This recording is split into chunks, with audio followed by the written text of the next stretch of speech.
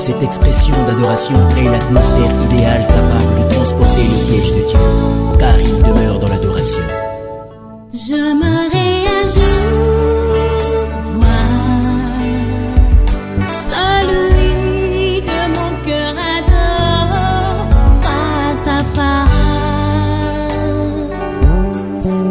J'aimerais un jour voir celui que mon cœur adore face à face.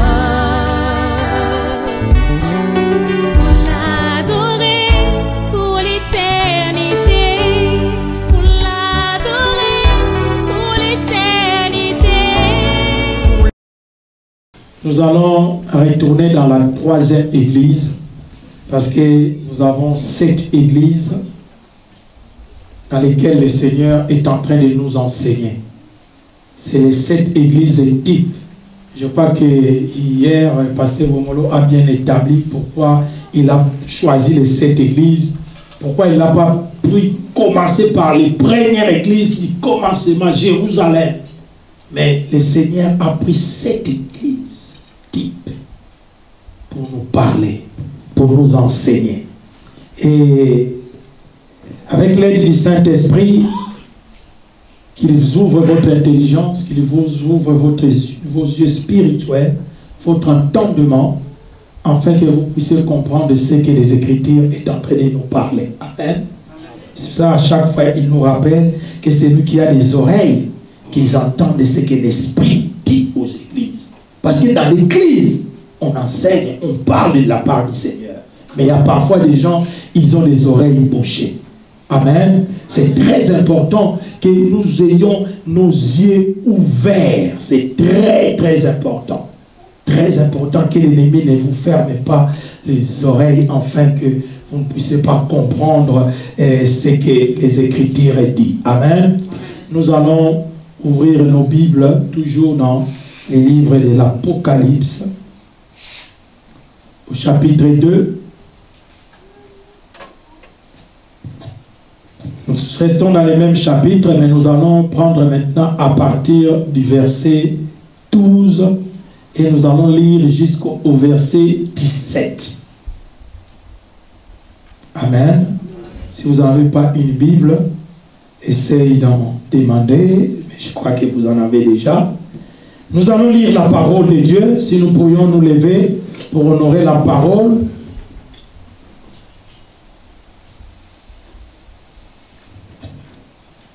Apocalypse chapitre 2 à partir du verset 12.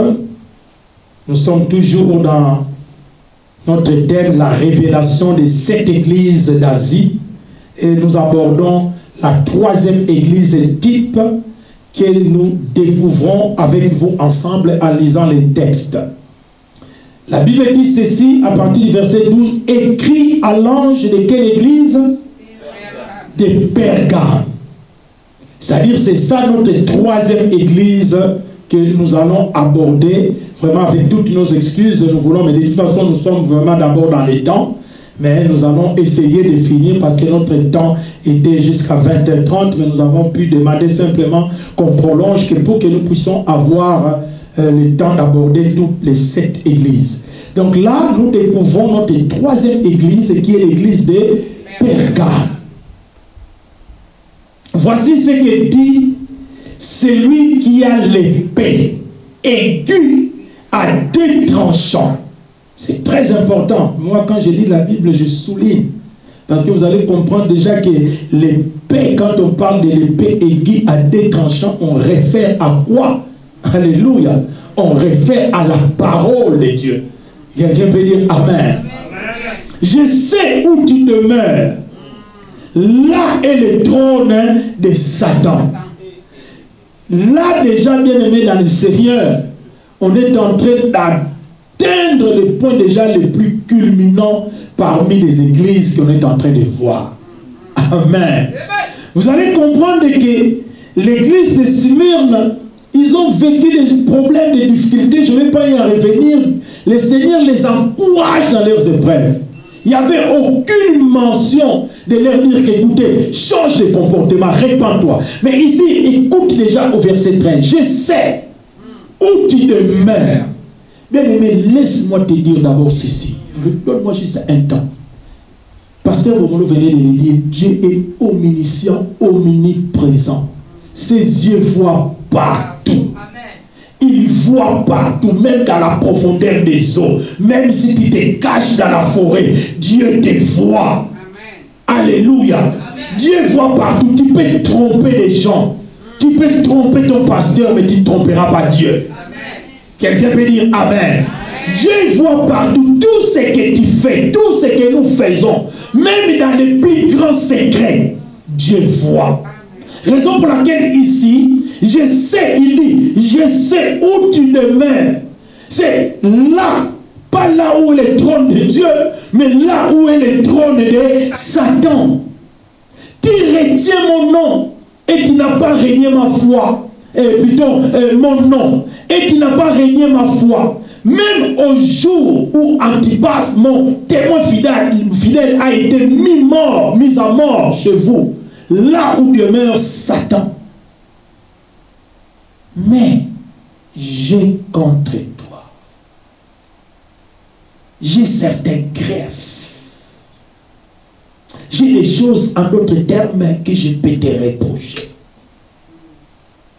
Il y a là des gens qui maintiennent la doctrine de Balaam. Il enseignait à Balak à faire en sorte que les fils d'Israël trouvent une occasion de chute en mangeant des viandes sacrifiées aux idoles et en se livrant à la débauche. Alléluia. C'est-à-dire que c'est comme s'il y avait des groupes dans cette église de Perga. Alléluia. Un groupe qui était là à inciter les gens dans la mauvaise foi, dans les mauvaises choses, que c'était normal. Tu sais, ça passe, tu peux le faire. Alléluia. C'est cela qu'il est en train de dire, j'ai contre toi, c'est que j'ai des greffes, j'ai des choses que je peux te reprocher. Tu mettais la doctrine de Balaam, il enseignait à Balak à faire en sorte que les fils d'Israël trouvent une occasion de chute en mangeant des viandes sacrifiées aux idoles et en se livrant à la débauche. C'est-à-dire que tu peux tout faire, tu sais, c'est normal, nous venons à l'église, mais tu sais, de temps en temps, tu peux aussi jongler, c'est normal. Attends, qu'est-ce que tu crois, hein? Ça l'est l'âge. Tu vois pas. Ne laisse pas les occasions. Tu vois un peu des choses comme ça. C'est-à-dire quelqu'un, ils étaient dans une même église. Il y a des gens qui influencent les fidèles dans des mauvais chemins. Amen. Amen. De même, au verset 15, tu as, toi aussi, des gens qui maintiennent pareillement la doctrine des Nicolaïtes. Bien aimé, souviens-toi quand pasteur Bomolo avait établi, il avait ouvert avec l'église d'Éphèse, on ne parlait pas de la doctrine des Nicolaïtes, on parlait des œuvres des Nicolaïtes. C'est-à-dire des choses qui ont commencé. C'est-à-dire à un moment, ce n'était que des œuvres. Mais maintenant, quand on est arrivé à l'église de Pergame, ce qui était comme un simple des œuvres qui n'avaient pas pris des racines, qui étaient simplement au début, des choses qu'on tolérait, c'est-à-dire des choses qu'on voyait que ça peut passer. Mais maintenant, quand ils sont arrivés à l'église de Pergame, ces choses-là sont devenues maintenant une doctrine bien établie. Quelqu'un peut dire Amen. Amen. Vous comprenez ça? C'est-à-dire, il y a des bien-aimés qui peuvent basculer facilement. Des choses là, tu négliges aujourd'hui, tu es en train de dire, non, ça va, ça peut passer, ça va, non, c'est normal, attends, je peux boire de temps en temps, je peux fumer, je peux aller faire des débauches de temps en temps. Attends, mais c'est pour cela ici, c'est Dieu qui te voit. Il te voit parce qu'il te voit dans les secrets. À l'Éphèse, on parlait que des œuvres. Mais à Pergame, ce qui était une simple œuvre, quelque chose qui était juste des petites choses, maintenant, évadé, et racine. Maintenant, ici, on parle de la doctrine des Nicolaïtes. Je ne veux plus rentrer dans le détail pour gagner du temps. Mais maintenant, le Seigneur dit, oui, je comprends toutes ces choses-là que tu as déjà fait. Tu as vraiment glissé, tu es allé déjà trop loin. Mais le Seigneur nous donne toujours une possibilité de se repentir. Bien aimé, j'aimerais vous dire, toi qui es là, toi qui me suis, il y a toujours le temps Dieu fixe toujours un temps. Si aujourd'hui tu entends la voix du Seigneur, n'endurcissez pas votre cœur. Alléluia. S'il y a des choses que tu fais qui n'honorent pas Dieu, tu peux te repentir même aujourd'hui. Quelqu'un peut dire Amen.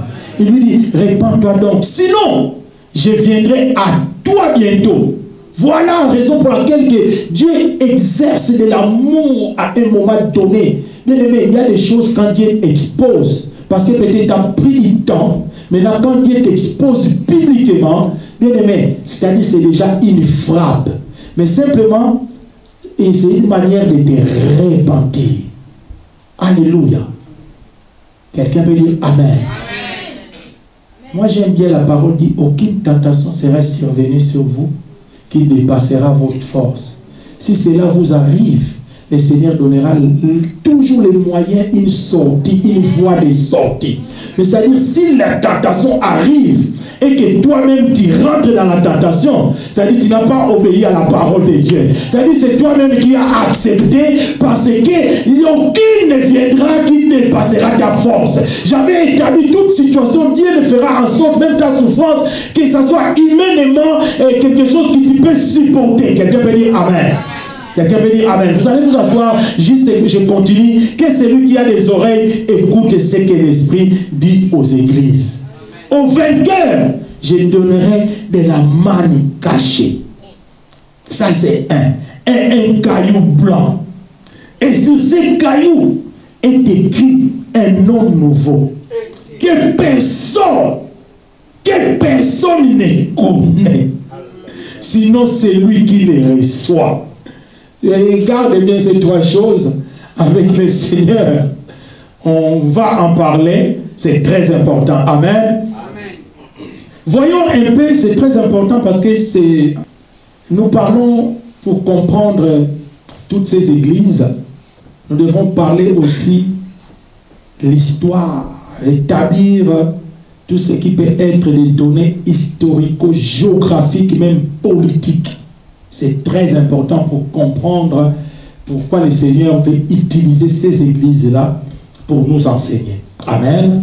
Parce que ce sont des villes, ce sont des États, des villes qui ont existé, parfois qui existent encore jusqu'à aujourd'hui. Alors voyons un peu la situation géographique et historique de la ville de Pergame, où se trouvait l'église de Pergame. Alors pour bien situer cette église et comprendre ce que le Seigneur voulait nous dire par rapport à l'église de Pergame, qui est une des trois églises, troisième église des 7. Il faut d'abord commencer à comprendre que Pergame, cette église se situe entre 310 et 600. C'est une heure sombre vraiment de l'histoire de l'église. C'était une période vraiment très sombre, très chaotique. Déjà, le mot Pergame, il faut bien le comprendre, veut dire simplement mariage. Mot Pergame signifie mariage. Et pourquoi mariage? Parce qu'à cette époque-là, l'État et la religion s'unirent ensemble. Et cette ville se situe environ à 80 km du nord d'Éphèse. Et aujourd'hui, il est connu même, parce que cette ville existe, il est connu sous le nom de Pergama. Comprenez? Sous le nom de Pergama. Ça existe. Seulement le nom a changé, tout comme Smyrne. Aujourd'hui, si tu cherches Smyrne, tu ne vas pas le trouver. Mais si tu dis en Turquie, je cherche la ville, je vais aller à Izmir. Ah non, on va te dire oui. Tu peux aller, c'est une des trois grandes villes de la Turquie. Alors Pergame, aujourd'hui, c'est Pergame. Alors, Pergame était la ville impériale et qui avait un centre administratif très profond, très important, construite selon, je peux dire, sur une montagne. La ville avait des allures, je peux dire, d'une grande cité, d'une grande valeur culturelle. Ils avaient des grandes bibliothèques. Et vous allez comprendre même qu'ils avaient même une bibliothèque qui était comparée à la grande bibliothèque d'Alexandrie qui se trouvait en Égypte. Parce qu'à l'époque, l'Égypte était une grande puissance. Une grande puissance militaire, une grande puissance économique, un grand pouvoir s'établissait en Égypte. Vous allez comprendre même qu'Israël, à un moment où ils ont connu des moments difficiles, de la famine, des difficultés, ils sont allés s'émigrer d'eux-mêmes en Égypte. Quelqu'un peut dire Amen. Et toutefois, les habitants de la ville de Pergame, là où il y avait l'église de Pergame, ils adoraient beaucoup plus, ils s'adonnaient au rite de l'adoration de ce qu'on appelait un dieu de l'esculpe. C'est un dieu de la médecine. Alors, qu'est-ce que ce dieu-là il faisait? Il avait la forme d'un serpent, un serpent vivant, logé, qui était nourri même dans les temples de l'esculpe. C'est-à-dire, c'est un serpent où les gens même venaient lui donner de l'argent. Ils vénéraient ce serpent, ils l'adoraient. C'est-à-dire, puisque ce serpent avait des particularités, alors quand tous les gens venaient dans les temples, la personne à laquelle où les serpents pouvaient juste, par exemple, les toucher. Il les touche simplement, et quelle que soit la maladie que tu pouvais avoir, tu étais guéri de cette maladie. Ça, c'était les rites qu'ils avaient organisés dans ces temples de l'escude. Est-ce que quelqu'un peut dire Amen? Alors tous les gens venaient, tous les gens de la ville de Pergame, des environs, ils venaient, ils demeuraient parfois toute la nuit. Vous allez comprendre des gens qui avaient des problèmes, des maladies de toutes sortes. Ils venaient simplement adorer et vénérer ces serpents. Il y avait une attraction aussi particulière parce qu'ils avaient un acropole de plusieurs temples qui étaient construits par les fameux Zeus qu'on avait parlé, les dieux suprêmes des Grecs. Et dans l'hôtel même, là où il était, pouvait atteindre plus de 15 mètres. Et les gens venaient à l'époque de Constantin, ils adoraient les serpents là, ils ramenaient des offrandes, ils ramenaient la nourriture. C'était un serpent vivant et c'était comme leur dieu de la médecine. C'était des serpents auxquels, quand les gens étaient là, et une fois simplement que les serpents là, tu les touchais, c'est comme un toucher divin. Alors, ces rites-là étaient devenus une attraction. Et les gens venaient de partout. Ils s'adoraient. Ils restaient des nuits entières. Ils restaient des journées entières. Les gens ramenaient même leur lit. C'est comme ce qui s'est passé dans la piscine de Bethesda. Les gens crurent simplement qu'à un moment donné, que l'ange devrait simplement les guérir. Celui qui s'est jeté en premier dans l'eau. Vous connaissez dans l'évangile de Jean chapitre 5. Alors ici, dans l'église de Pergame, ils avaient mis eux-mêmes en construisant un temple, un serpent. Vous allez comprendre même que dans la médecine, les logos que vous voyez dans la plupart des pharmacies, aujourd'hui, on les voit beaucoup. On les voit de moins en moins parce que beaucoup de gens aussi ont commencé à se révolter. Il y a un moment donné, vous allez voir toujours que dans chaque pharmacie, il y a un signe de serpent. Tu vois, dans la croix, il y a un signe de serpent. Donc, c'était une manière que dans ces temps, dans l'église même de Pergame, ils avaient la vénération de ces serpents. Et vous vous rappelez dans l'épisode des Israélites, quand ils ont traversé la mer Rouge, quand ils se retrouvent dans le désert, il y avait un serpent où ils étaient mordis à cause de leur infidélité à Dieu, à cause de leur désobéissance à Dieu.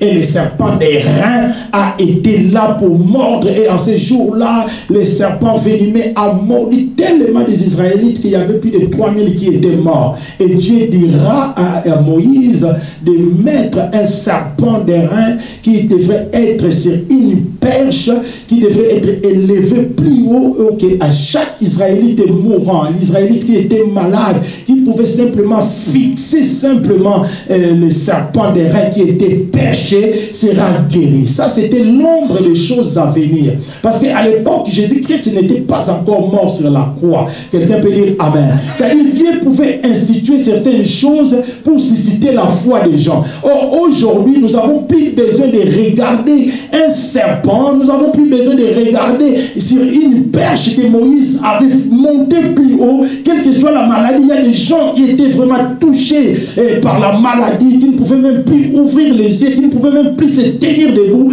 qui pouvaient être couchés, rien qu'en regardant, ils étaient guéris. Mais aujourd'hui, bien aimés dans le Seigneur, il y a les bénéfices de la croix. Quelle que soit ta maladie, tu peux élever tes yeux vers la croix de Jésus et tu seras guéri. Quelqu'un peut dire Amen. Alors, bien aimé dans le Seigneur, c'est fils cette époque de Constantin où s'est converti au christianisme. Lui-même, l'époque-là, l'empereur, quand il s'est converti au christianisme, il va unir la religion avec la politique. Et raison pour laquelle vous allez voir que le nom de Pergame qui signifie simplement mariage. Donc le mariage de la religion avec la politique. Voilà un peu une histoire un peu géographique, historique que nous pourrions comprendre par rapport à cette église de Pergame. Alors le Seigneur se présente maintenant comme celui qui a l'épée. Alléluia.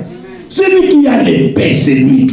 L'épée, pas n'importe quelle épée, mais la Bible nous dit l'épée a des tranchants. C'est-à-dire, il s'adresse à l'église avec une parole vivante, une parole puissante. C'est-à-dire, dans une église, on n'a plus besoin d'établir des systèmes. On ne peut pas ramener quelque chose dans une église auquel les gens peuvent venir adorer et vénérer. On ne peut pas mettre dans une église quelque chose. C'est-à-dire, quand vous venez, regardez cette chose-là, touchez cette chose-là. Quand vous la touchez, vous êtes guéri. Quels que soient les problèmes que vous avez la solution. Quelqu'un peut dire Amen. Raison pour laquelle maintenant ici, le Seigneur ne vient pas avec autre chose. Il ne va pas venir avec un serpent plus puissant que les serpents qu'ils avaient dans l'église de Pergame. Il dit non, moi je viens maintenant avec la parole. Oh, la meilleure prophétie, c'est la parole de Dieu. Il n'y a que la parole qui change de vie. Il n'y a que la parole qui peut te guérir. Quelqu'un peut dire Amen. Bien aimé, la parole peut changer ta vie.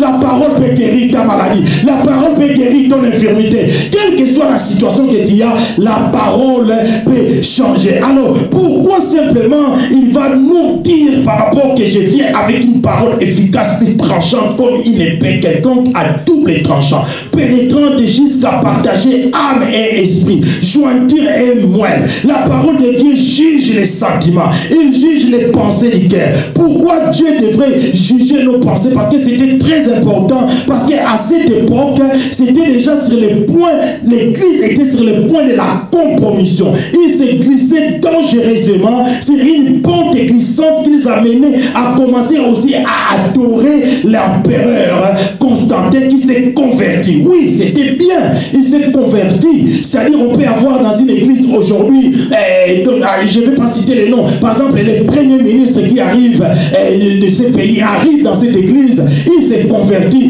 il rentre maintenant dans cette église. Maintenant, le premier ministre dit maintenant, écoute-moi, c'est quelqu'un de très important, et c'est un grand homme, il a des grands auras, il y a la politique, c'est un premier ministre, et il y a toutes les ouvertures auxquelles il peut nous donner. C'est-à-dire maintenant, qu'est-ce que maintenant le premier ministre ou un président de la République peut commencer à faire à une église? C'est-à-dire de commencer à donner ses ordres. Puisque c'est moi le président, puisque c'est moi le premier ministre, je me suis converti dans votre église, je suis un homme puissant. Alors la plupart des gens, la plupart des anges de l'église, ils peuvent basculer facilement dans la compromission. Non, tu sais, nous dans notre église, le président arrive là. Alors puisque le président arrive, on va changer même notre système d'adoration. C'est-à-dire même au lieu d'adorer d'abord Dieu, on va commencer d'abord à acclamer d'abord cet homme. Allez, l'église, levez-vous. On va acclamer d'abord le président. On va acclamer d'abord le premier ministre. Vous voyez, petit à petit, ces choses-là vont commencer à devenir, prendre une certaine dimension. Puisque l'homme aime qu'on puisse les vénérer. L'homme aime qu'on puisse l'adorer, qu'on puisse les chanter. Il peut à un moment donné comme ça, commencer à dire, écoutez, je vais établir maintenant certaines choses dans l'église. Nous voulons qu'on puisse faire ceci. Alors, je reviens un peu dans ce que je suis en train d'établir. En 313, Constantin et Licinius proclamèrent ce qu'on appelle l'édit de Milan. C'est-à-dire, ça assurait à tous les chrétiens, à tous les enfants de Dieu, tous les religieux. C'est qu'on peut dire que les chrétiens pouvaient être libres. C'est-à-dire, ils proclament une certaine liberté. Or, ce que moi je vais dire, la liberté ne veut pas dire libertinage. Nous sommes un peuple qui est affranchi. Dieu nous a payé, nous a déjà affranchis. Il a payé les grands prix pour que nous puissions être libérés de l'emprise du diable. Mais cela ne veut pas dire que nous puissions faire de cette liberté que nous avons à un libertinage ou de faire tout ce que nous voulons. Quelqu'un peut dire Amen. Quelqu'un peut dire encore un grand Amen que je puisse continuer d'établir certaines choses. Alors, il va commencer à proclamer cette édite-là, la liberté. On va maintenant faire des choses qui peuvent commencer aussi nous plaire. C'est-à-dire la vraie doctrine avec des valeurs chrétiennes était même mise à part. Or, la vie chrétienne a des valeurs. Il y a des valeurs dans la vie chrétienne. L'église doit avoir des valeurs. Mais aujourd'hui, dans l'église, parfois, il y a des anti-valeurs. Tout commence à être permis dans l'église. Des gens commencent à faire parfois n'importe quoi dans l'église. Quelqu'un peut dire Amen. C'est-à-dire, la vie chrétienne, c'est une vie qui doit comporter avec des valeurs. Quelqu'un peut dire Amen. Donne-moi encore un grand Amen que je puisse continuer. Oh, c'était une ruse de l'ennemi.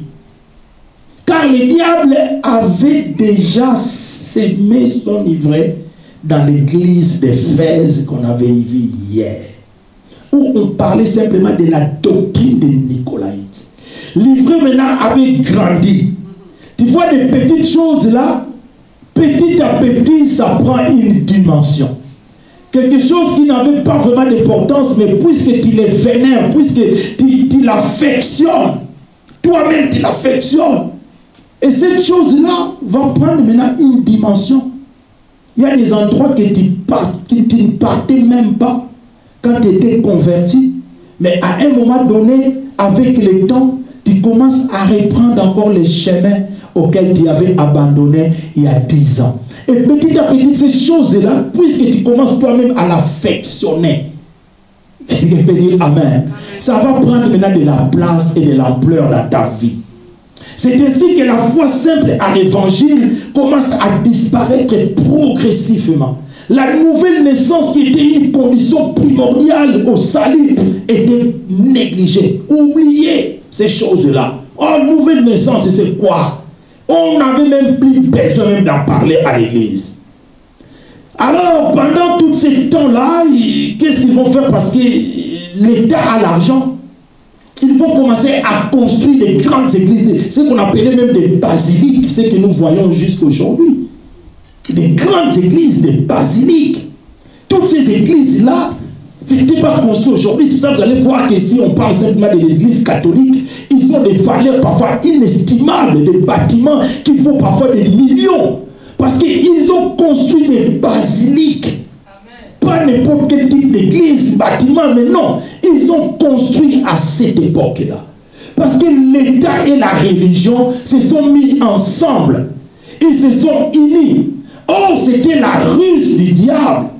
C'était le diable simplement qui voulait que maintenant, on va introduire même dans les temples des fêtes qui n'existaient même pas. Il y a des fêtes païens qui sont rentrées même dans l'église. Alléluia. Pourquoi? Parce que c'est l'État qui gère, c'est l'État qui finance. Vous savez, bien aimé dans le Seigneur, si quelqu'un commence à financer, à prendre le contrôle de ta vie, c'est lui qui te paye. C'est lui qui te donne de l'argent. Les risques de basculement, ou moi je peux dire même la frontière ou la ligne de démarcation devient infiniment petite. Il faut faire attention. Il faut faire attention. Parce que c'est lui qui te donne. C'est lui qui te finance. C'est lui qui paye tout. C'est lui qui paye. Vous allez comprendre que même pour nous, hommes de Dieu, pasteurs, c'est dangereux. Tu peux avoir quelqu'un dans l'église, c'est lui qui paye l'église, c'est lui qui finance, c'est lui qui donne tout. C'est lui qui t'habille, c'est lui qui t'achète des chaussures. Attention, la ligne de démarcation devient de moins en moins visible. Tu risques de ne plus voir la réalité. Amen. Parce que la personne peut avoir maintenant une certaine imposition dans ta vie. Beaucoup des églises aujourd'hui ont basculé à cause de ça. Non, on vous a construit l'église, on vous a payé l'église, on paye tout, Mais toi, fais ce que nous, on te demande de faire. Il n'y a même plus besoin d'adorer. Si tu adores Dieu, si tu dis le nom de Jésus, il faut savoir le dire. Hein. Je dis les mais derrière, on fait autre chose. Alléluia. Les mères toujours fermes. C'est très important ce que je suis en train de dire. À un moment donné, mon épouse est la témoin. Moi, j'ai été contacté. À un moment donné, quelqu'un vient me suivait de très loin.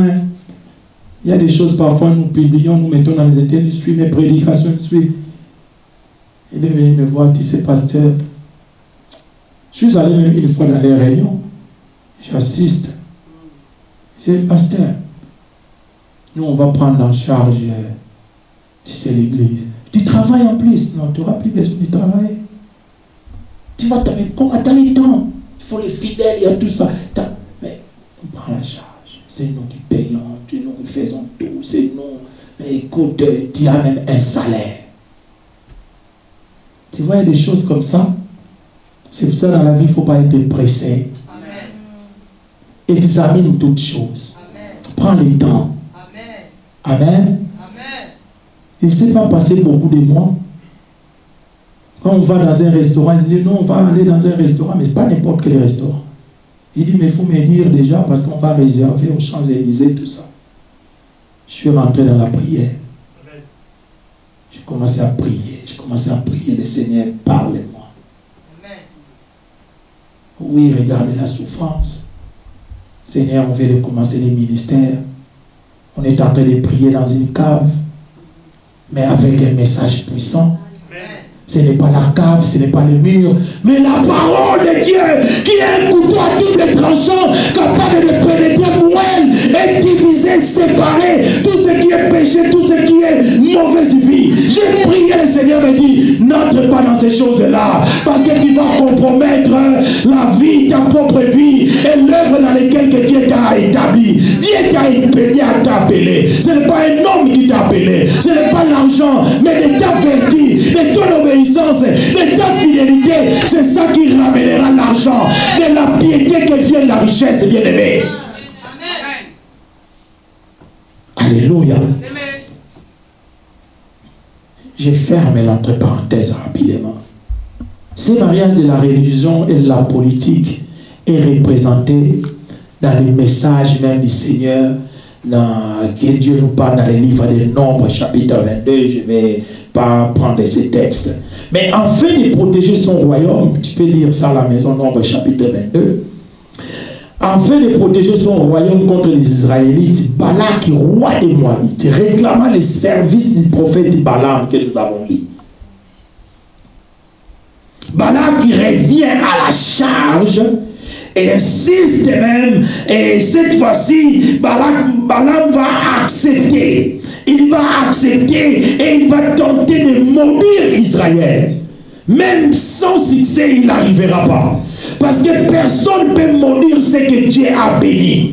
Si Dieu a béni ta vie, personne, même s'il est démon, le plus grand démon de ta famille, il ne peut pas enlever la bénédiction de Dieu dans ta vie. Raison pour laquelle Balaam a insisté, mais il n'a pas réussi à maudire un peuple que Dieu a déjà béni. Il conclut alors un plan insidieux. Et ce plan, s'il pouvait réussir à corrompre maintenant le peuple, ramener la corruption, la manipulation, car cela conduira à la perte complètement et ce qui entretenait le jugement de Dieu à la croix. C'est-à-dire, on va compromettre les gens, on va rentrer des doctrines dans l'église des Nicolaïtes. C'est-à-dire, les gens peuvent venir à l'église, laissez-les venir à l'église, laissez-les prier, laissez-les lire la Bible, laissez-les écouter la parole. Mais à l'intérieur de l'église, on a une autre doctrine. Ce qui était dans l'église de Fès comme un simple œuvre, maintenant dans l'église de Pergame, cette doctrine-là est assise. C'est-à-dire, tu vas toujours voir dans l'église d'aujourd'hui, il faut faire attention. Je ne dis pas simplement à vous, mais c'est probablement, tu vas toujours trouver qu'il y a toujours des camps dans l'église. Il peut toujours avoir un camp qui sont là pour la parole, pour les pasteurs, malgré la souffrance, malgré les défis, malgré les difficultés, malgré les problèmes. Un camp qui supporte adoptent l'œuvre de Dieu. Mais de l'autre côté, tu vas revoir un camp de la synagogue de Satan. Quelle synagogue de Satan? C'est-à-dire, après la sortie dans l'église, c'est-à-dire, il y a toujours quelqu'un, peut-être, il ramène les fidèles dans sa maison. Et dans sa maison, qu'est-ce qu'ils font? Ils ont prêché dans l'église, mais lui aussi, il ramène les gens dans sa maison. Il ramène parfois 3, 4, 5 personnes. Il commence à donner son enseignement à lui. Mais ces choses-là ont existé. Et ça existe encore aujourd'hui. Ce n'est pas étrange parce que moi je sais ça existe. Il y a des gens comme ça. Et dans ta maison, il va commencer à parler aux gens. Voire même, oh non, écoutez, il sort des bouteilles de vin, il sort la nourriture. Non, on peut boire, hein, on peut boire notre vin, on peut boire de l'alcool. Tu sais, c'est pas un problème. Tu sais, le pasteur, le message là aussi qu'il a dit, c'était pas bon. C'était pas, il fallait dire comme, lui, il ne prêche pas. Mais il connaît que c'est comme si lui, on lui donnait la parole, il peut prêcher mieux. Il va commencer à vous séduire. C'est ça dans sa maison. Sa maison devient un synagogue de Satan. C'est ça qui est en train de détruire beaucoup des églises. Attention que ta maison ne devienne pas un synagogue de Satan.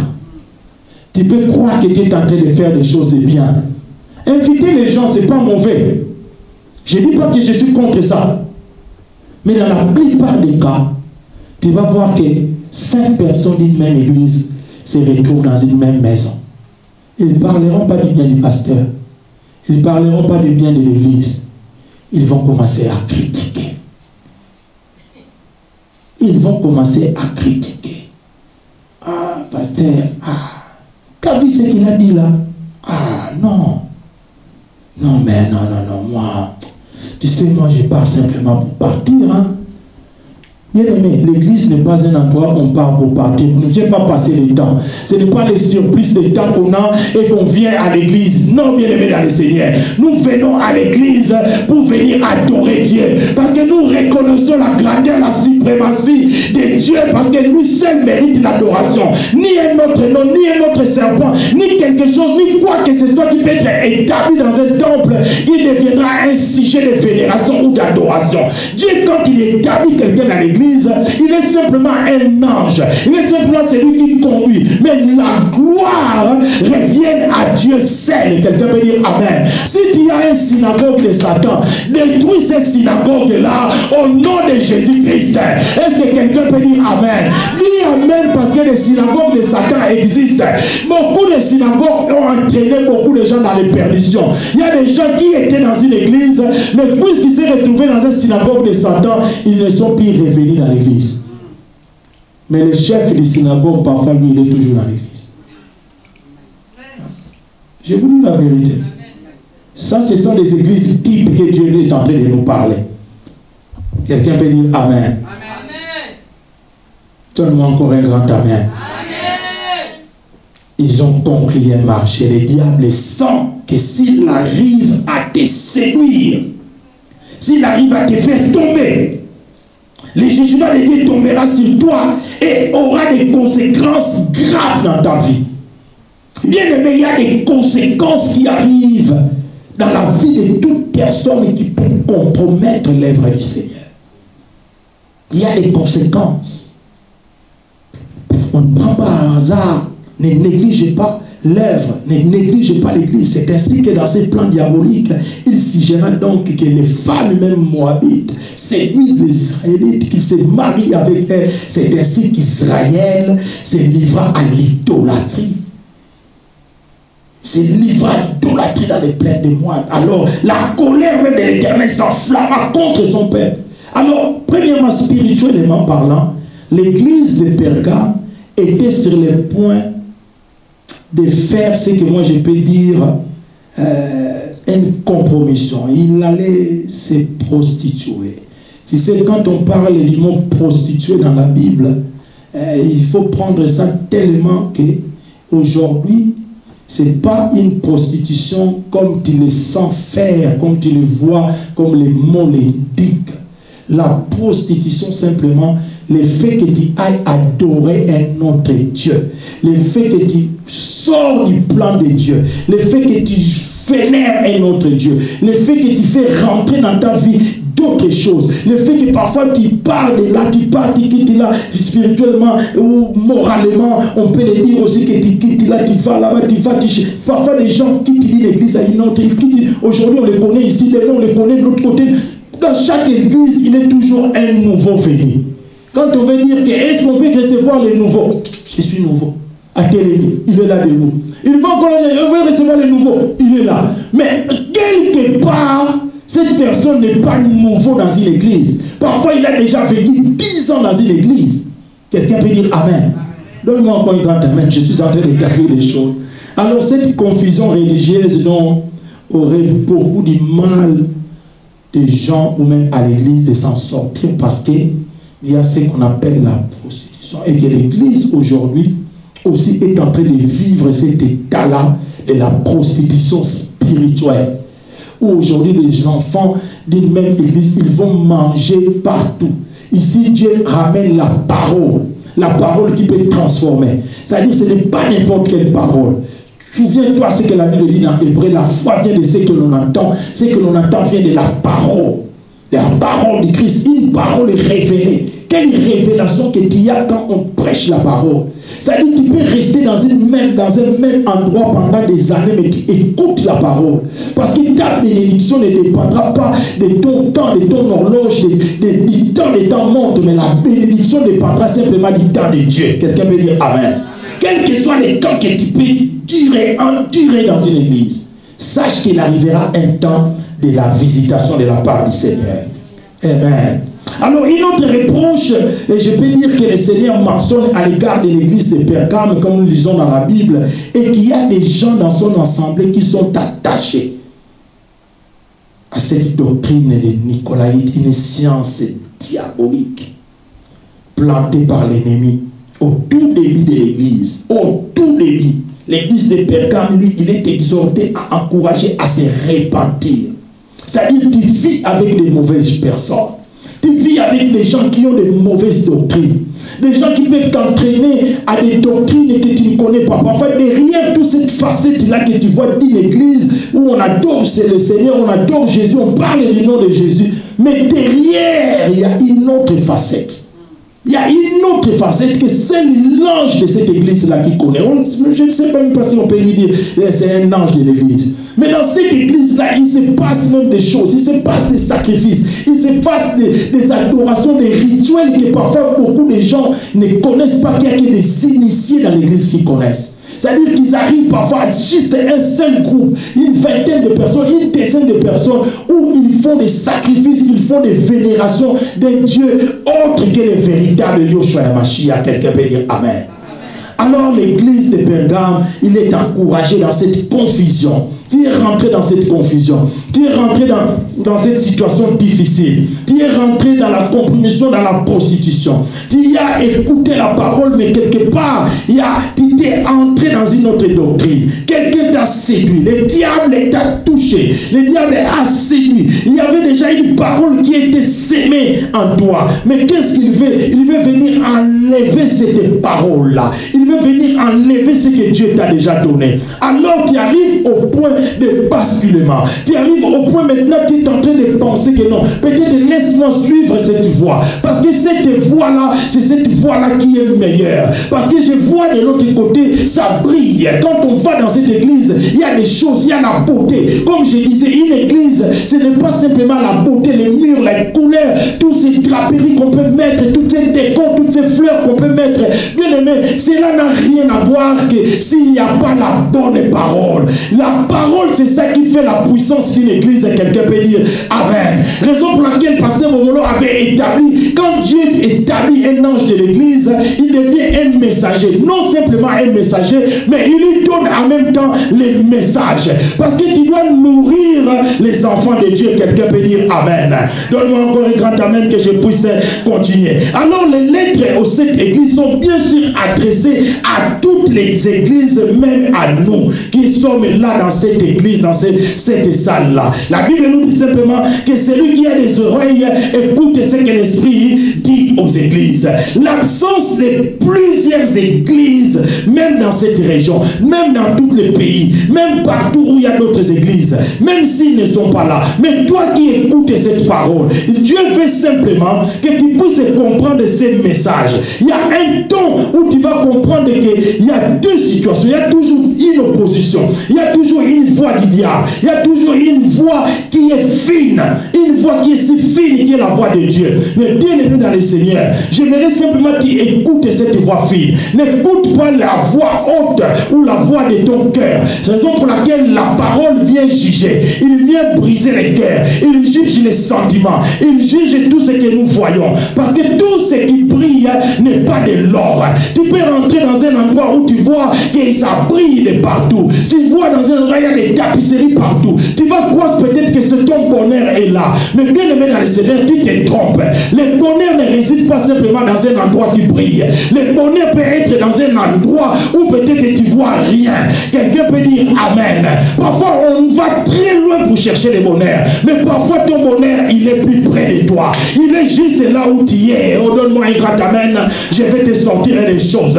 Dis encore un grand Amen que je puisse t'interpeller. Raison pour laquelle maintenant les 7 lettres qui étaient lues dans cette église avaient pour objectif de veiller les gens. En fait que les gens puissent comprendre, les gens puissent se réveiller. Il y a des temps que nous devons nous réveiller de cette torpeur, de cet sommeil. Parce que les gens vivent maintenant selon leurs désirs, selon ce que le monde ils sont en train de voir. Oh, la Bible déclare, ne vous conformez pas au siècle présent, mais soyons plutôt transformés. Bien aimé, ne regarde pas ce que tu vois autour. Ne regarde, ne te conforme pas au siècle présent, mais regarde ce que Dieu veut que tu sois. Donne-moi un grand Amen, que je puisse encore te dire des choses. Et en plus, au fur et à mesure que l'évangile était en train de propager et que les églises étaient implantées un peu partout, là où nous sommes, il y a plusieurs églises dans chaque ville. Des églises se corrompent, des églises naissent aujourd'hui et d'autres meurent demain. Des églises se poussent comme des champignons, comme on dit. Ce n'est pas mauvais. Je ne dis pas que c'est mauvais. Je dis que c'est normal. Mais bien aimé dans le Seigneur, il faut savoir là où il faut mettre tes pieds. Amen. Alléluia. Amen. Il faut savoir, parce que le risque de la compromission est toujours là. Pergame, il y avait un temple qui était dédié simplement au dieu des Sculides, les dieux de la médecine, dont les signes même des cadices encore en usage qui représentent les serpents enroulés. Il y a dans des églises, tu vas les voir même, qu'il prend la Sainte Seine dans une coupe, tu vas voir la coupe même du cadice, il y a même des serpents. Pendant qu'il célèbre la Sainte Seine, tu vas voir les signes qui ne trompent pas. Bien aimé, parfois il faut ouvrir simplement les yeux pour comprendre certaines choses. Aujourd'hui, les gens rentrent dans un endroit, ils n'arrivent pas à déchiffrer certaines choses. Les serpents étaient les plus rusés de tous les animaux que le Seigneur avait créés.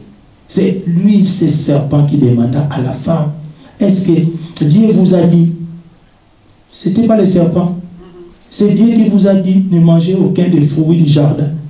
La femme répondit au serpent, nous pouvons manger les fruits du jardin, mais quant aux fruits de l'arbre qui est au centre du jardin, Dieu nous l'a défendu, il nous a dit de ne pas manger, et même de ne pas y toucher, de peur de mourir. Vous voyez comment le serpent a entraîné toute une nation, tout un monde, toute l'église, toute l'humanité à la perdition. Alors Jésus voit derrière ce centre de l'idolâtrie le pouvoir de Satan et le lieu même de son trône quand on ramène ces choses dans l'église. Et Jésus lui-même il rappelle dans cette église de Pergame, tout comme à nous, le vrai pouvoir de guérison, de miracles dépend de Dieu. Les miracles, source divine. Dieu peut utiliser simplement un homme pour accomplir les miracles. Mais les miracles ne viennent pas de cet homme. Ne faites pas d'un pasteur faiseur de miracles. Parce que les miracles viennent de Dieu. C'est lui dans sa divinité. C'est lui simplement qui peut décider. C'est lui qui peut dire aujourd'hui, je vais accomplir les miracles dans la vie de telle personne dans l'église. Il ne passera pas par quelqu'un, il ne demandera pas un conseil, il ne te demandera pas non plus. Il va simplement te toucher, te visiter un point, un tout, et c'est tout. Amen. Alléluia. Amen. Ça, c'est la divinité de Dieu.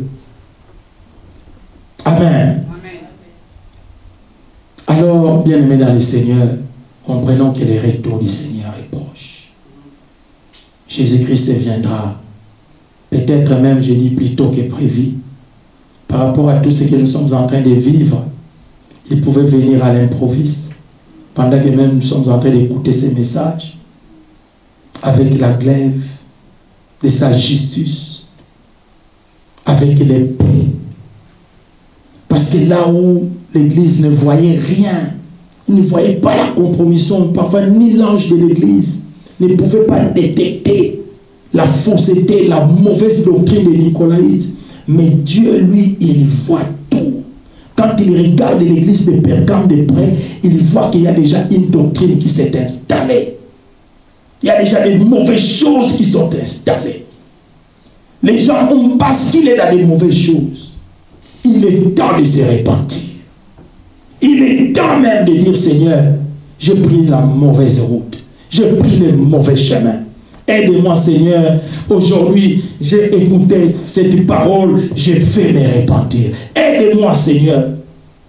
Aide-moi simplement. Je me répands à toi. Ça devrait être notre prière à la fin de ce message. L'appel à la repentance résonne de tous bords. Peut-être tu ne l'écoutes pas tellement, cette voix de Dieu est infime, parce que tellement que la voix de ton cœur, les sentiments, tout ce que tu as, tout ce qui te plaît à faire, tout ce que tu vois que la liberté que j'ai. Aujourd'hui, je suis un enfant de Dieu, je suis libre. Oh, je ne suis pas venu dans ce pays, personne ne m'a payé les billets. Je suis venu de moi-même. Tu sais que c'est moi-même qui travaille, c'est mon propre argent. Je suis libre de faire ce que je veux. Bien-aimé, cette liberté-là peut t'amener à la mort. Liberté ne veut pas dire libertinage.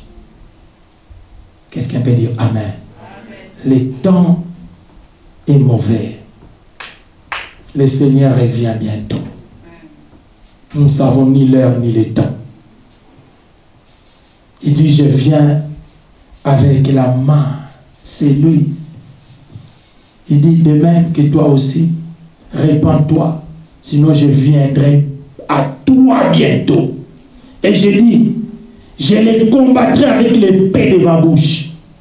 L'épée, il dit simplement la parole. Quand on parle de l'épée de ma bouche, la parole. Parce que la parole a une puissance de déchirer, de couper. Rien que la parole. Bien aimé, une mauvaise parole, c'est comme une parole de malédiction. Ça peut rendre la vie d'une personne difficile. Mais les démons n'ont pas utilisé un épée. Ils ont simplement utilisé une parole. Mais pas la bonne parole, mais une mauvaise parole. Benedicta, bénédiction. Maledicta, malédiction. C'est-à-dire, ils sont en train de parler de mauvaises choses dans ta vie.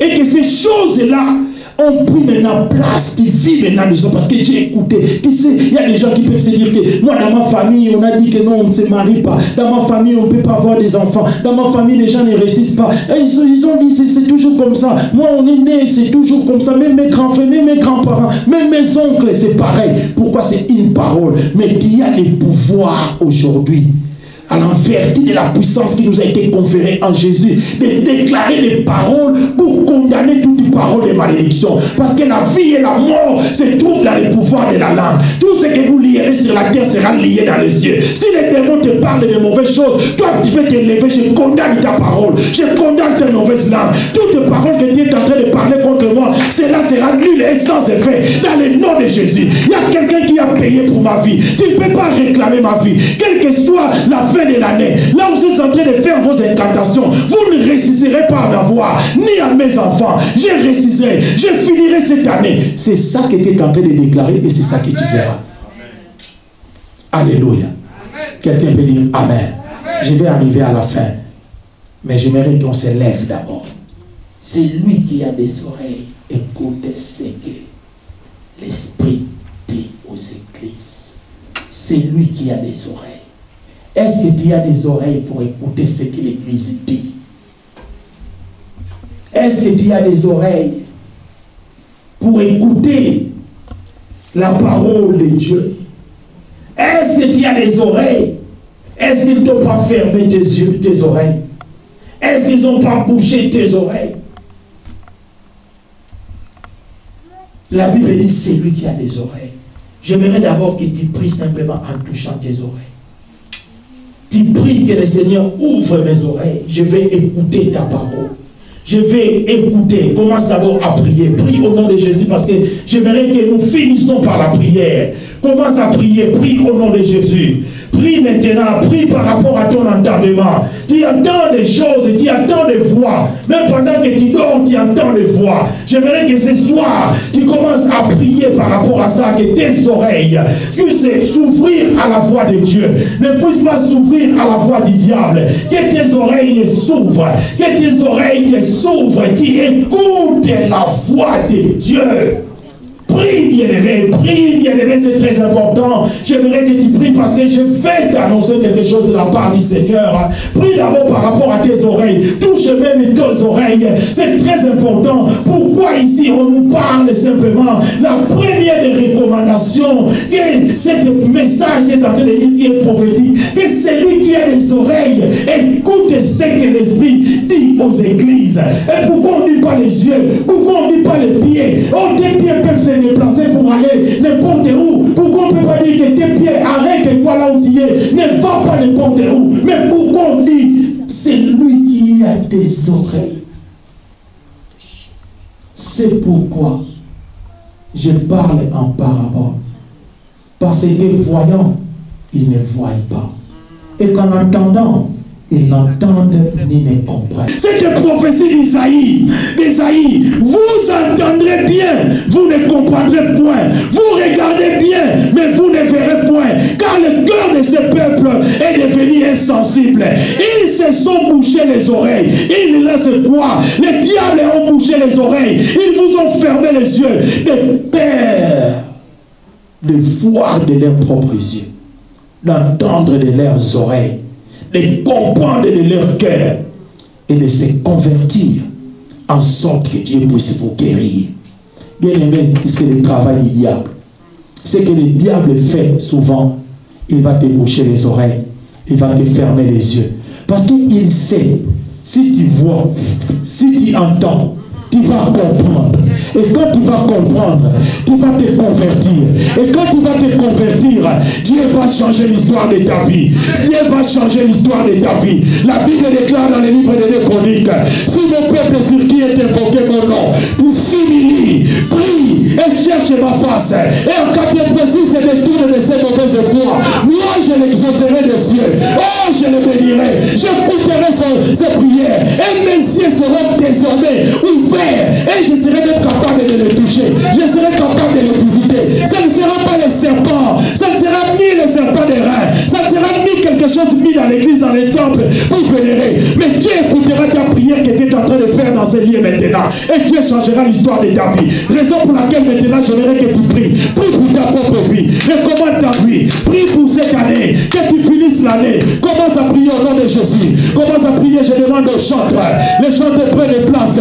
Commence à prier. Commence à prier maintenant. Demande à Dieu de nous révéler l'état de notre cœur. Demande à Dieu de révéler les stars. Et tu ouvres les yeux spirituels. Que tu sois capable de voir. Que tu sois capable d'entendre. Dieu ne prie maintenant pour ça. Parce que si tu pries, si tu comprends les choses, tu vas te repentir. Tu vas demander pardon. Il y a des gens qui ont fait des choses graves. Mais tu n'as jamais demandé pardon. Tu n'as jamais parlé de ça. Il y a des choses que tu dois parler. Il y a des choses que tu dois se repentir. Aujourd'hui, si tu entends la voix de l'Éternel, oh bien-aimé dans le Seigneur, cette église s'est basculée dans la doctrine. Peut-être il est dans une fausse doctrine. Peut-être il est dans une mauvaise pente. Peut-être il est dans une mauvaise voie. L'œuvre qui était à Éphèse, oh dans l'église de Pergame, c'est devenu une doctrine. Dans ta vie, il y a une mauvaise doctrine. Il y a une mauvaise vie. Répands-toi simplement. Demande à Dieu d'ouvrir tes yeux. Demande à Dieu d'ouvrir tes oreilles. Que tes yeux soient ouverts. Demande à Dieu de révéler même l'état. Prie de J'aimerais que nous prions. J'aimerais que nous prions. Commence à prier. Commence à prier. Prie, bien-aimé. Nous voulons prier. Nous voulons prier simplement. Recommande ta vie. S'il y a des choses que tu dois repartir, tiens les temps. Sur ces que Jésus parle. Un nouveau nom qui te donne. Un nom qui veut simplement. Tu t'es gardé de tout tes soucis. Je te donne la garantie maintenant que j'achèverai mon œuvre en toi. Tu seras à moi. Tu seras infiniment royal dans la main de Dieu. C'est Dieu qui prend en charge de te garder et de te protéger. À cause de ta fidélité, de ton amour, à cause de ton obéissance, à cause de la crainte qui évite la souillure.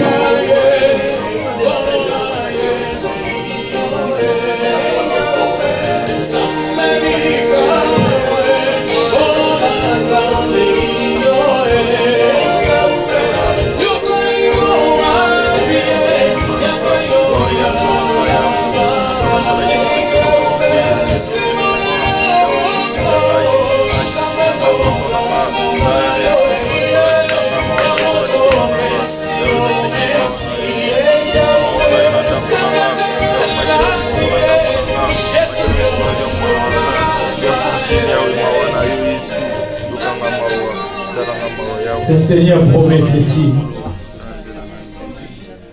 C'est lui qui évitera la compromission. C'est lui qui ne va pas compromettre. Bien aimé, il y a un prix à payer pour être saint. Je ne dis pas saint avec majuscule, mais il y a un prix à payer pour mener une vie de sainteté. Ce n'est pas facile de mener une vie de sainteté. Il y a un prix à payer. Ne crois pas que c'est facile d'être appelé un enfant de Dieu, d'être appelé un pasteur, un serviteur. Il y a un prix à payer. Pour vivre dans la sainteté, pour vivre dans la piété, il y a un prix à payer. Le prix à payer, c'est d'abandonner le monde, d'abandonner les choses que toi tu voyais qui étaient sucrées pour toi. Mais ce sucre-là, c'est ça qui va te détruire.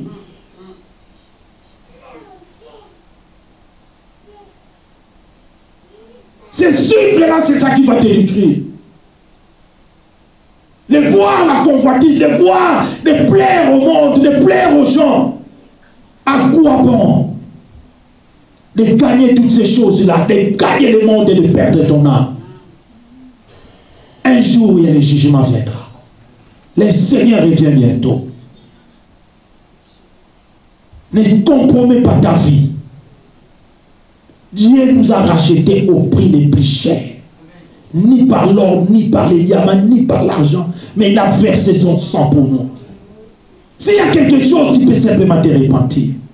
C'est pour ça qu'il promet la manne cachée, c'est que Jésus promet. Et des jours de bénédiction du temps messianique. Même s'il faut se priver de tout ici-bas à cause de lui. Mais la manne est aussi l'image de lui-même. Le pain de Dieu. Le jour viendra, bien-aimé dans le Seigneur, où aussi tu n'auras plus faim, où tu n'auras plus soif, où tu n'auras plus besoin de l'argent, où tu n'achèteras plus, où tu n'auras plus besoin de ta carte de crédit, où tu n'auras plus besoin même de ta maison. Abraham a vécu dans la foi. Il vivait de tente à tente parce qu'ils espéraient une cité qui n'était pas construite de maintenant.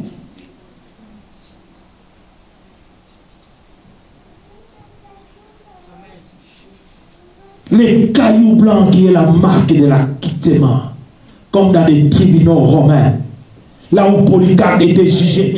Mais Jésus rappelle alors à ces chrétiens menacés dans les tribunaux de César, menacés dans d'autres tribunaux, menacés dans votre vie, menacés par ton employeur, menacés par ta vie, les démons par ta famille, les gens qui se lèvent contre ta vie, les gens qui veulent la destruction, les gens qui veulent toucher ta famille, les gens qui se disent que non, tu finiras pas cette année. Mais regarde, le Seigneur dit, mais moi ton nom, il est inscrit sur ces cailloux, c'est lui de Jésus. Il te donne un nom nouveau. Il te dit que ta vie est cachée en Jésus. Ta vie est cachée, les démons ne peuvent pas te voir. Les démons n'ont pas la possibilité de te toucher parce que tu es caché en Jésus. Gardez silence. Je vais inviter l'homme de Dieu qui a goûté le pasteur Bomolo de prier. pour cette troisième église. Approche l'homme de Dieu. De prier pour cette troisième église de Pergame. De prier pour les deux églises, que ce soit Smyrne, troisième église de Pergame. Prie simplement. Éternel des armées, nous anzambo malamu. Olamu na yo esali ke na pokwa lelo tozala na o esika pour écouter ta parole. Amen. La Bible déclare notre Dieu, tu es derrière ta parole pour l'accomplir. Amen. Yangonde lo sambo na nga ezake notre Dieu. Malubo pesi biso na pokwa lelo nzambe ezala grave na mitema na biso. Amen. Butupe moi éternel des armées ton esprit a rappelé la kabiso malubo nzambe afin que mokolo yo kozonga tozala na yo elongo. Amen. Na pamboli ndeko nyonso oki maloba oyo dans le nom puissant de Jésus-Christ. Amen. On acclame le Seigneur. On acclame le Seigneur. Acclame le Seigneur. Acclame encore très fort. Acclame encore et pousser les cris de joie. Que Dieu bénisse sa parole. Je vais inviter le pasteur Bomolo pour finir le service. Amen. Vous voyez, quelquefois l'église a besoin d'écouter des paroles comme ça. Est-ce que vous êtes bénis? Amen. Ce n'est pas tout le jour que nous prêchons sur l'Apocalypse. Amen. Voilà pourquoi quand l'occasion se présente, nous devons vraiment répondre. Alors pendant que je vais donner les communiqués, je ne veux pas que tu écoutes le reste tout seul. Amen. Amen. Il nous reste 4 églises. Donc demain, nous parlerons de 2 églises. Nous allons intervenir, moi et le pasteur Kamata. Moi, je prêcherai sur l'église de Thyatire et le pasteur prêchera sur l'église de Sardes. Je sais que Dieu va nous bénir et nous serons encore plus profonds. Alors demain, c'est samedi. Donc, nous n'allons pas être pressés. Alléluia. Amen. Donc, il y aura vraiment un grand temps de convivialité juste après les enseignements. Donc, demain, au lieu de commencer à 18h, nous commencerons un peu plus tôt, c'est-à-dire 1 heure avant. Nous commencerons à 17h pour finir vers 20h. Alléluia. Amen. Donc, le modérateur doit tenir compte de cela. Alors, je ne veux pas que tu écoutes le reste tout seul. Et les dimanches, nous serons ici, nous parlerons des 2 églises. Les dimanches, nous n'allons pas faire 2 cultes comme d'habitude, mais nous serons ensemble dans un même culte. Amen. Alors, les dimanches, nous allons procéder comme suit. Nous serons ici à partir de 10h. Amen. Amen. 10h, nous débutons. Tu peux être là avant, mais à 10h pile, nous débutons. Avant 11h, il y aura la première intervention et nous allons parler de l'église de Philadelphie. 1 heure plus tard, nous allons avoir une petite pause où il y aura quelque chose à grignoter, à manger, à boire. Et juste 15 minutes après, nous allons entrer dans la seconde ou la toute dernière église qui est l'église de Laodicée, qui est l'église d'aujourd'hui. N'oubliez pas. Amen. Ton bloc-notes, ton cahier, ton stylo, puisqu'il y aura encore de grandes choses. Et juste après, nous finirons le culte à 13h pour nous tous. Et de 13h à 14h, nous allons passer des moments ensemble, nous connaître. Peut-être toi tu me connais, mais moi je ne connais pas encore ton nom. Je vais profiter pendant ce temps-là pour te connaître et toi également me connaître. Amen. On aura le temps de faire un inter-échange en parole et puis soit en acte. Amen. Amen. Alors j'appelle les frères du protocole. Je veux que tu puisses inviter au moins une personne pour les 2 jours qui restent. Je sais que demain, beaucoup de gens ne travaillent pas, les dimanches également. Voilà pourquoi prends ne fût-ce comment on appelle ça? Voilà, un flyer. Tu prends ne fût-ce qu'un, tu invites quelqu'un que tu connais, quelqu'un qui est tout près de toi, et je sais que Dieu va nous bénir. Amen. Il va distribuer et tu tiens ton offrande. Moi, je vais profiter pour prier pour l'offrande. Mais je donne le micro à l'homme de Dieu. Il va clôturer les cultes d'aujourd'hui. Il va bénir le peuple de Dieu. Amen. Nous allons prier. Seigneur, merci parce que tu es avec nous dans cette culte. Nous te disons merci pour tout ce que tu nous as parlé. Nous croyons à ta parole. Et je sais que la Bible dit, c'est toi qui es notre Dieu et le véritable Dieu. Seigneur de gloire, sois béni pour tout ce que tu vas encore parler demain et dimanche. Seigneur de gloire, la Bible déclare, tu es avec nous comme Alpha, tu finis avec nous le cola Oméga. C'est pour cela que nous te disons merci. Seigneur de gloire, je prie pour toute personne qui est ici, qui était malade, qui avait un problème. La Bible dit, tu as envoyé ta parole et la parole est guérie. Que cette parole puisse guérir chacun de nous au nom puissant de Jésus-Christ. Je bénis notre retour au nom puissant de Jésus-Christ. Amen. Amen. Acclamons le Seigneur. Amen. Que Dieu vous bénisse et je dis bonne soirée à tous.